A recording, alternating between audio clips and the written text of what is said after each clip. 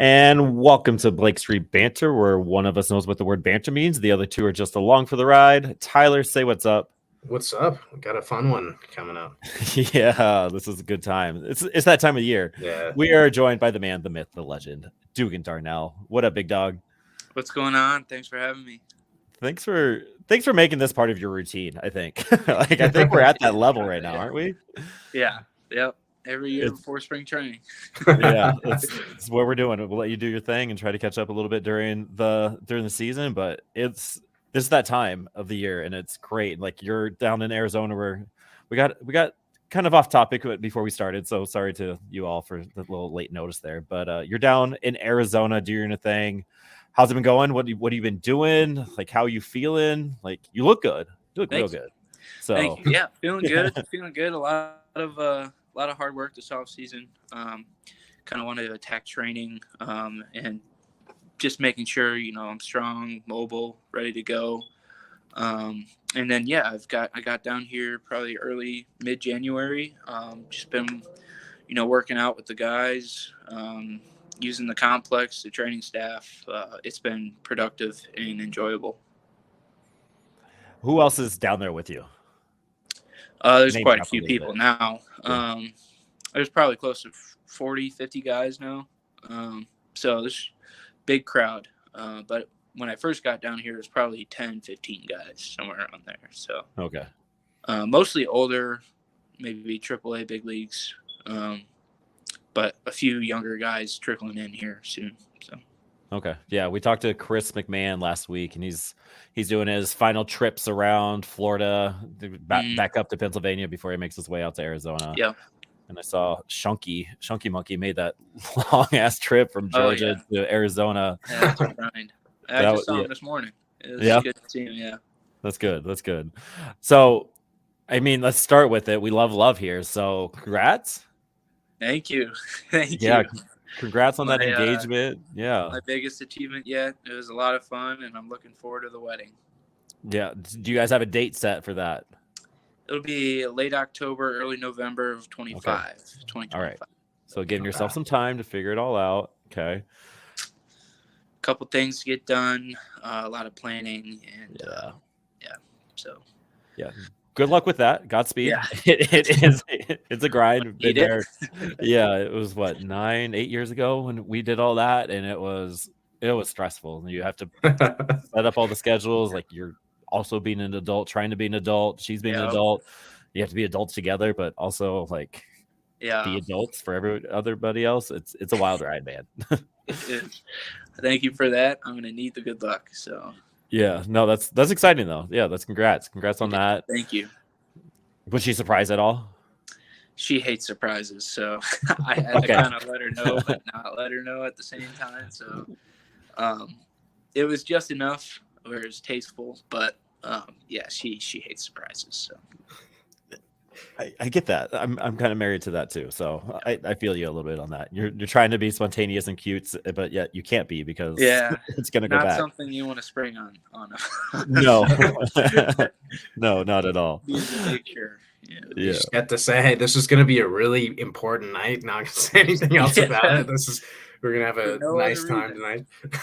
Don't worry about it. Just get your nails done, and that's that. Yeah, that's awesome. So you're down in Arizona. I'm assuming you're in this new lab that the Rockies have going on. Mm-hmm. You down there with that? Yeah, I'm not super familiar with it, but I have used it once, and it's been very enjoyable. A lot of data that they'll give you, and that's pitch metrics. That's how your body is moving. Whatever have you, and then they'll get with us and work with us on, what they see and all that, and how to use the data and all that. So I'm looking forward to it. I feel very lucky to have, this type of thing at my disposal. So, and I know a lot of my teammates and peers are in the same boat. So we're really looking forward to it, and we're feeling lucky to have access to it. Yeah, it's got to be valuable information, good data to go with and try to build off of it. And so, last year, you had a tale of two seasons. That Hartford to Albuquerque jump was it was pretty exciting to see you in Isotopes and down in Albuquerque. That was sweet. But the stories were a little bit different. So like the stats, like you were sub 2 ERA in Hartford, like strikeouts galore, and then the ERA in Albuquerque like around the 6-ish. But the PCL is a beast, and see going and diving into a little bit of that. But so like, what was some of that? Okay, so this is what this league is about. This is what the PCL is about. Moments you had last year to kind of, I don't know, get you kind of geared up for this year. Yeah. I mean, it's different. And anytime you go to a different level, it's going to be an adjustment. So I was basically trying to keep calm and understand that it's going to be an adjustment, and just kind of ride with it. And I basically, after a few outings, especially in elevation, just kind of understood that it's a different approach. Instead of outstuffing people and maybe trying to just generalize things, you got to be a little bit more in tune with who you're facing. Be a little bit more in tune with the hitters' reactions in the box, how they react, how their swing looks to your stuff, and just kind of be able to pick up intel quicker, and then be able to really tunnel your pitches, because if you lose movement in elevation, you're really relying on commanding the zone, commanding location, commanding your stuff, and being able to layer pitches and create deception kind of mostly down in the zone. That was a big adjustment for me. And I'm glad that it happened, and I'm glad that I was able to work through it, because now I feel prepared to throw an elevation and sea level and anywhere.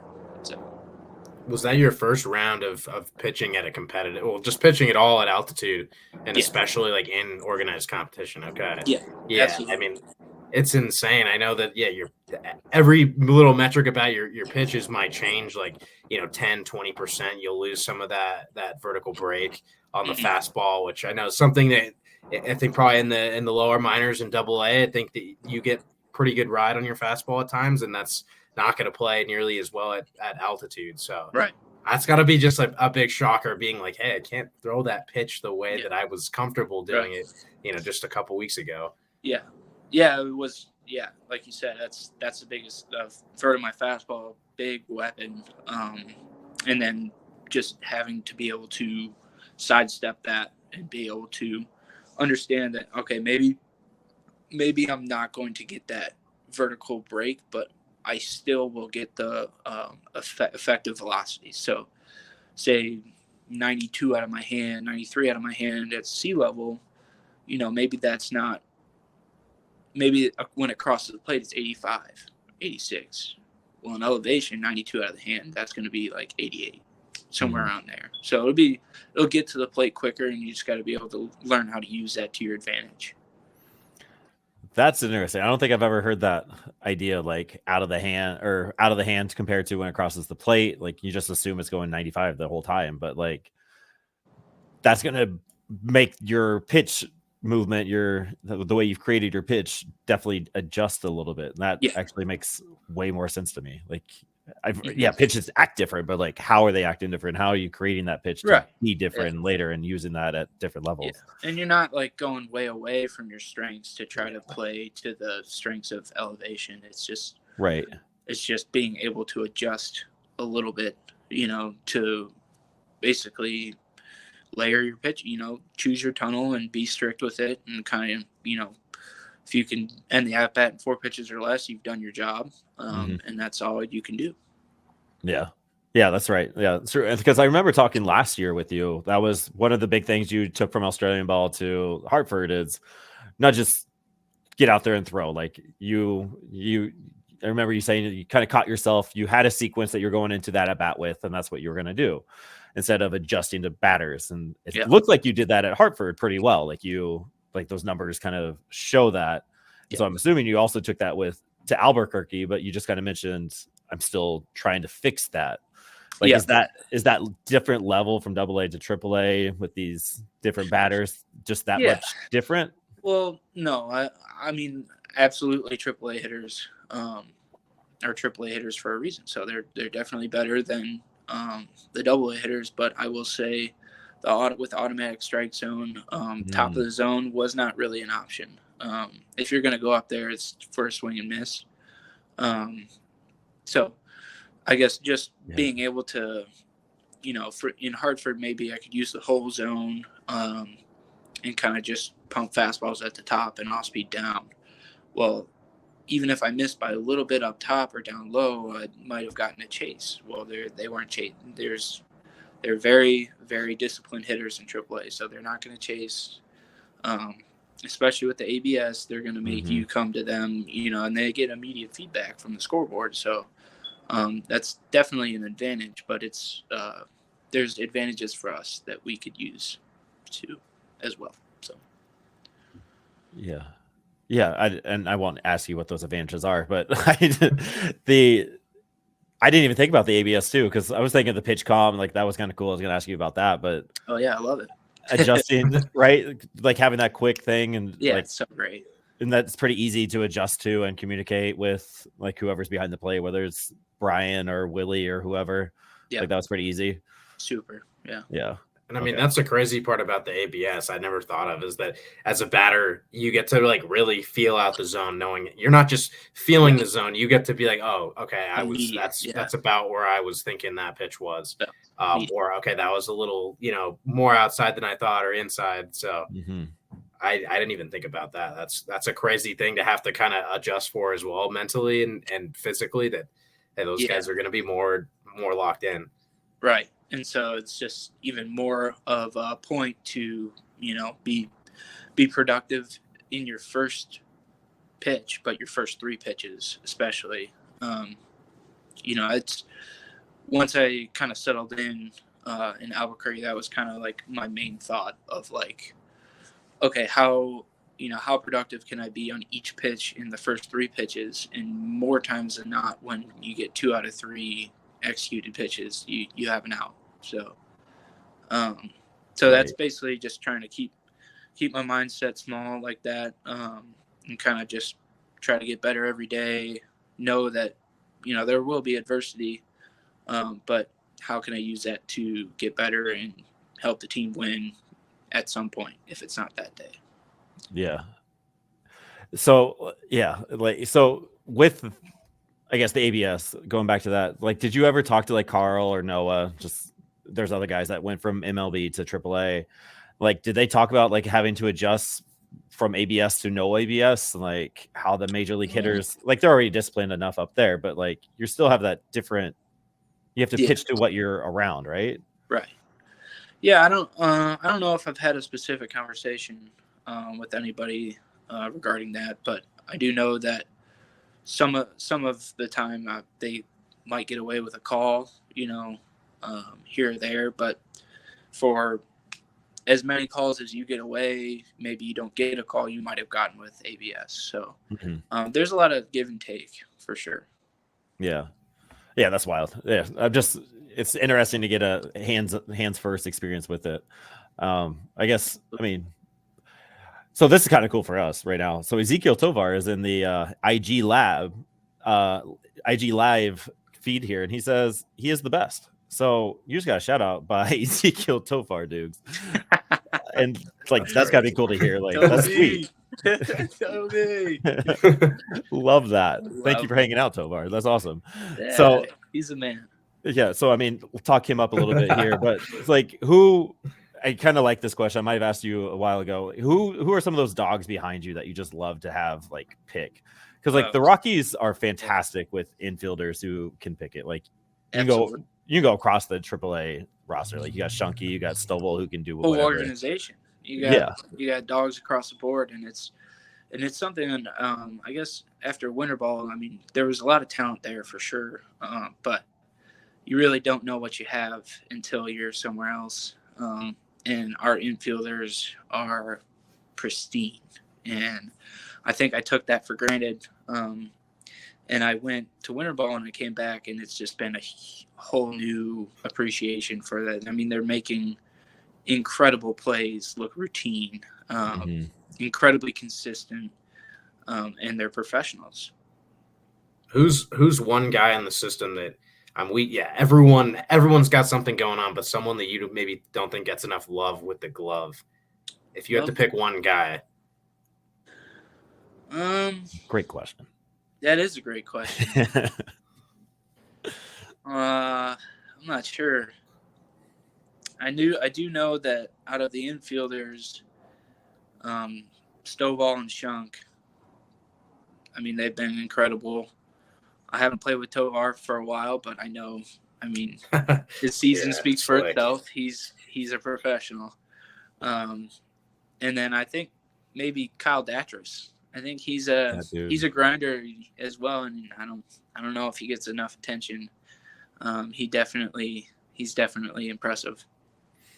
He was fun to watch in Hartford last year. He was I've been calling him that dude Datras for fun. He always had some kind of big moment. Moment it was never too big for him. And I know. I call him a grinder or a gamer. He's a gamer. He's just the ultimate, like, he's got the it factor, whatever it is that, helps a team win. He's there in the big moments. So yeah, he's a dog. That Tar Heel blue, he bleeds that. Also, like, I think he might have been roaming the streets when they beat Duke. Don't let him hear that. I mean, right. Not a big fan of Tar Heel basketball either, but like, he is that dude. He's been fun to watch too. Yeah, that's good. All right, so like some fan questions. This cool. got a few. Love it. Is a hot dog a sandwich? Like, that was from Babsy on Twitter, and as soon as you meet Spilly, he's probably gonna ask you that too, so just preparing you a little bit for that. Is a hot dog a sandwich? No. Why? Yeah, hot dog's a hot dog. It's its own category, right? Okay. If you had to, would you consider it a taco? Like, if you had to go sandwich or taco, would you go for the taco? No, not it's not neither or, it's a neither. It's neither. Yes. It's his own entire entity. Absolutely. I agree with that. I do too. This was a good question. This is by Nate on Rocky's Twitter. What's kind of your off-season stuff that you've been working on? You kind of talked a little bit about what you've been working on, but what's the adjustment that you've been working on? Like that story you put up yesterday, you got some pop on that fastball. Thank you. That was sick. Yeah. That was fun. But it's kind of, I've just been, I guess pitching wise, I've been kind of in between.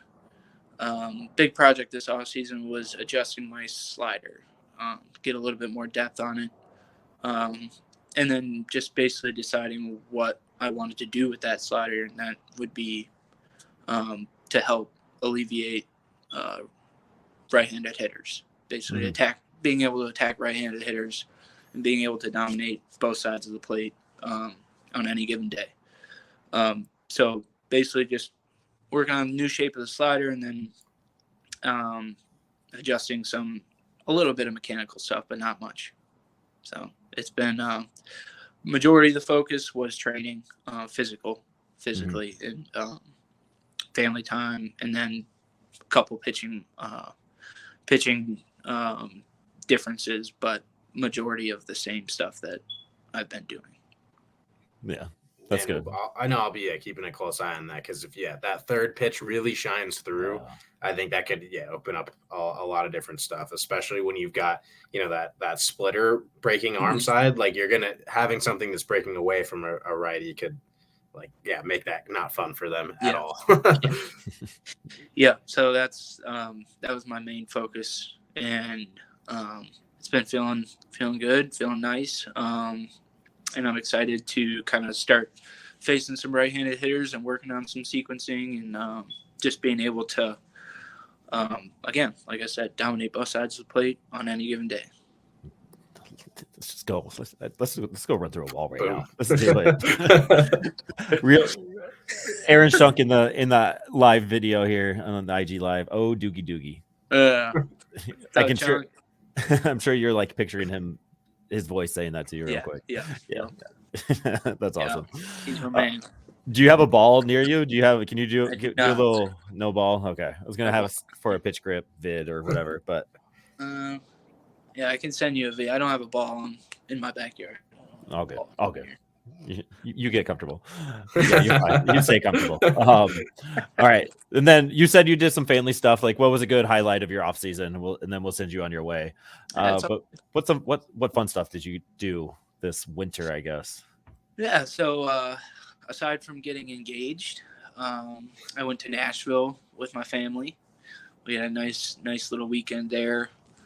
Saw my cousins out in Kentucky, California. So, but mostly we just kind of laid low in Michigan. Enjoyed family time, had Christmas and the holidays at home, saw my relatives. Thanksgiving at my grandma's house, so I got to see my grandma and hang out with her. So it was a really good off season. Love that. We've talked a little bit like offline, just in the chat and stuff, but Detroit food scene, it's up and up, and I'm imagining you got out there, which just being able to. What's your favorite go-to restaurant or cocktail spot or soda spot, so to speak, when you're in downtown Detroit? Oh, we frozen? In Detroit? Yeah, in Sorry, Detroit. you're cutting in and out. I didn't hear anything. Okay, so food scene, Detroit. I know you've dabbled. I've seen you out there a little bit. We've been to the same place a few times, but not at the same time. What's a good spot that you kind of found this off season? Because I know you were out there for a little bit. Yeah. So a go-to spot for